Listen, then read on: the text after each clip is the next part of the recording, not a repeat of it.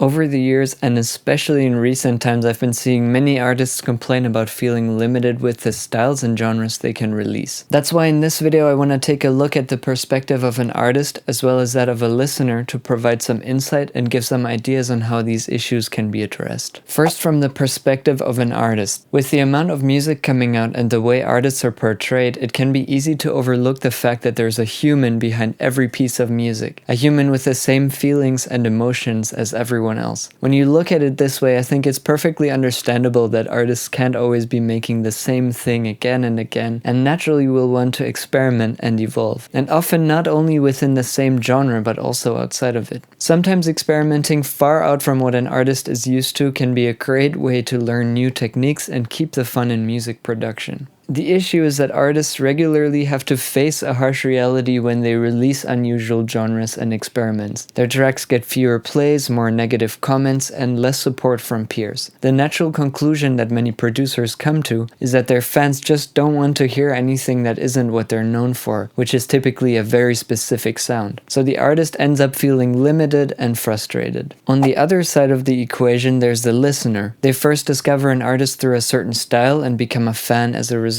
In a world where there is an infinite number of options, where any kind of music is available anywhere you go, you don't really have to make any compromises with what you choose to listen to. And this is why listeners' preferences are becoming increasingly specific, and when they find an artist who makes the music that aligns with their preferences, they naturally have expectations for similar music to come out in the future. This applies to new followers especially. Listeners who become loyal fans are usually more open to listening to experiments once they get to know an artist. So the issue from the perspective of a fan is that it can be disappointing not to get to hear more of what they followed an artist for. In a way, they can feel betrayed or like an artist has changed. They're worried that the unique, specific sound they enjoy might get lost or forgotten. Now let's take a look at some of the solutions. For a sustainable future, both sides need to be empathic and try to see the positive aspects. This will require a shift of perspective, and later on I'll also talk about some active approaches artists can take. Us artists, we have a tendency to look at numbers and statistics as a measurement of how good our tracks are. When a track gets less reach than another one, we might think it's because the track isn't as good, when in reality your play count is often just the result of an algorithm that decides whether to show your music to more people based on how much engagement it's getting. Because your fans are less invested in this new style, the algorithm just doesn't push it as much, so it ends up getting less reach. I would say it's not healthy to measure your value based on the automated decisions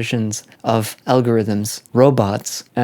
Definitely value your freedom and the positives of your experiments first and foremost. And at the same time understand that fans who follow you for a specific style may not like everything you make. This doesn't justify senselessly hateful comments from listeners, of course, but those should be disregarded in any case. As listeners, we need to see that experimentation is crucial for artists to keep the fun in making music. If they end up getting frustrated because they feel like they're not allowed to experiment and make no music at all as a result, then that will be the opposite of the desired outcome. If you care about an artist, be understanding and encourage experimentation, even if the product doesn't always fully align with your taste. Now let's take a look at some active solutions for artists, things they can actively do to help themselves. Because aside from shifting your perspective, there are also some active approaches artists can take to keep fans engaged while also maintaining artistic freedom. My personal favorite approach is to release different styles as part of bigger projects like EPs and albums. It's the perfect opportunity to add variety to a project and show artistic versatility. When you do release other styles, it helps to tell a personal story about the tracks to provide some context. Showing who you are as an artist helps to connect with your fans,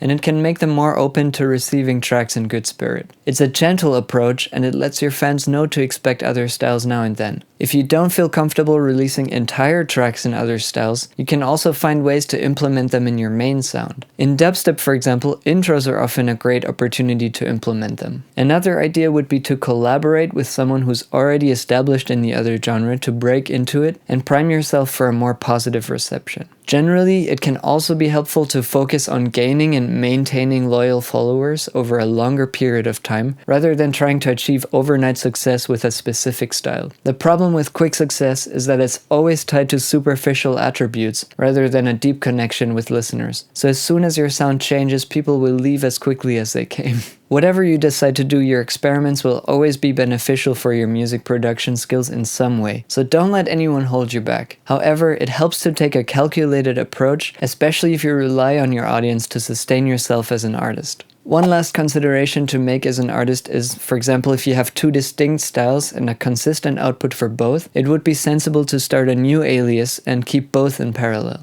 So these are my ideas. If you have any other tips or if you disagree with something, let me know in the comments. Thanks for watching this video and I'll see you soon.